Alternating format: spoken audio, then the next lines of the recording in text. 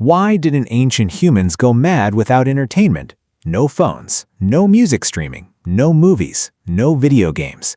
Imagine living your entire life without any of them. Sounds unbearable, right? So here's the mystery. Why didn't ancient humans lose their minds from boredom?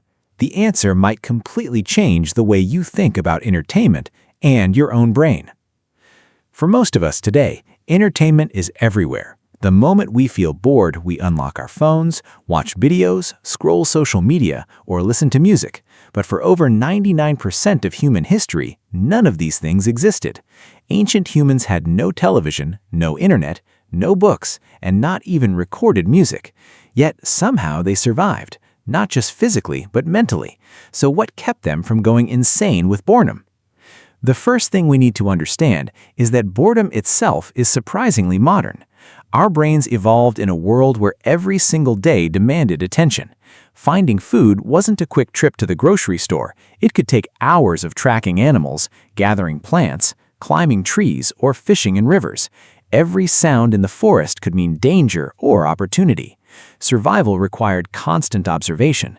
There simply wasn't much empty mental space for boredom to grow. Think about it this way. Imagine spending your entire day searching for food, repairing tools, collecting firewood, protecting your family, and staying alert for predators. By the time the sun went down, your body and mind would be exhausted. There wouldn't be much energy left to wonder, what should I watch tonight? But survival wasn't the only thing filling their lives. Ancient humans were incredibly social. Around campfires, they told stories that lasted for hours. These weren't just random tales. They passed down history, hunting strategies, myths, family traditions, and lessons about survival. Before books existed, stories were libraries. Every storyteller carried generations of knowledge inside their memory. Scientists believe storytelling also triggered many of the same chemicals in the brain that modern entertainment does today. Suspense, humor, fear, surprise, and emotional connection all activate reward systems inside our brains. In other words, sitting around a fire listening to an exciting story may have been the prehistoric version of binge-watching a TV series. Then there was music. Even without Spotify or YouTube, humans almost certainly sang long before recorded history.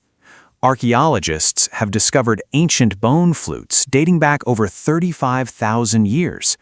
People clapped, drummed on logs, danced together, and created rhythms using nothing more than their bodies and simple tools. Music wasn't background noise. It strengthened social bonds, celebrated victories, comforted grief, and united entire communities. Nature itself also offered endless stimulation. Ancient humans didn't live inside climate-controlled buildings staring at screens. They watched storms roll across mountains, followed animal tracks through forests, studied the stars, and noticed tiny seasonal changes that meant the difference between life and death. Their brains were constantly interacting with an unpredictable, ever-changing world.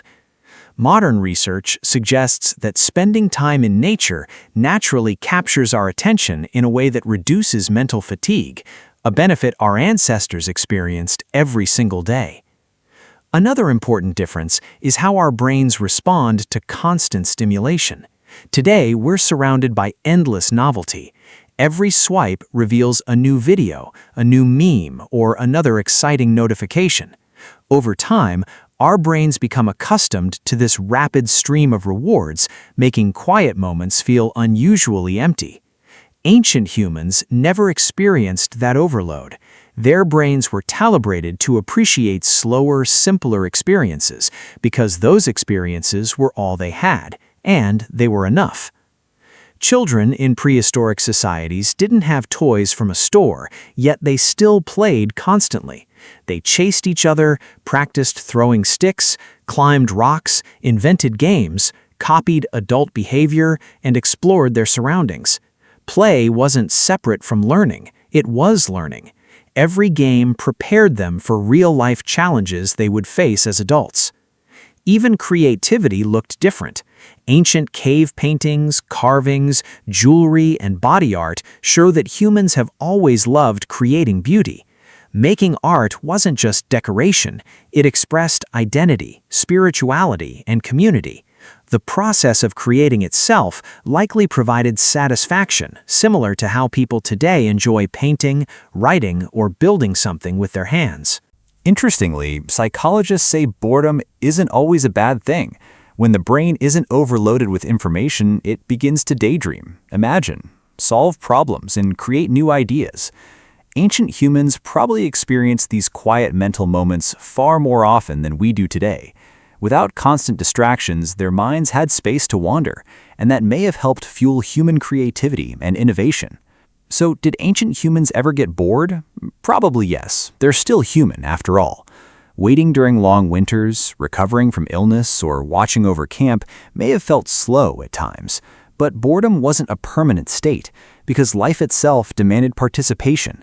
Every day presented real challenges, meaningful relationships, and a direct connection to the natural world.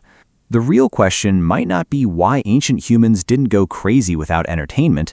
Instead, maybe we should ask why modern humans struggle so much without constant entertainment. Have our brains adapted to endless stimulation, or have they become dependent on it? The next time your phone battery dies or the internet goes out, remember this. Your ancestors lived hundreds of thousands of years without any digital entertainment at all. They laughed, danced, told stories, explored the world, fell in love, raised families, created art, and built civilizations. They didn't just survive without screens, they discovered what it truly meant to be human. So, if ancient humans could find meaning without endless entertainment, what does that say about us today? Let me know your thoughts in the comments. And if you enjoy exploring fascinating why questions about human history, evolution, and science, don't forget to subscribe.